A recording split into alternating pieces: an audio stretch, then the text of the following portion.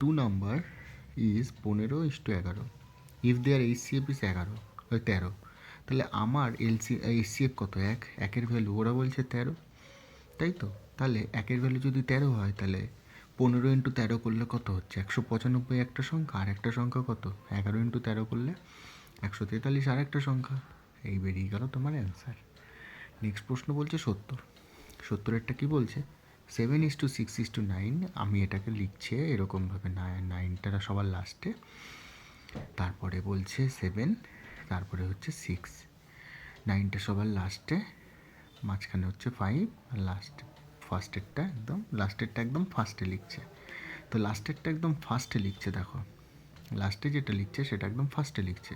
তাহলে 8 দিয়ে শুরু হচ্ছে, 8 দিয়ে একটাই শুরু হচ্ছে, 863। এটাই হচ্ছে তোমার অ্যান্সার। বুঝে গেল?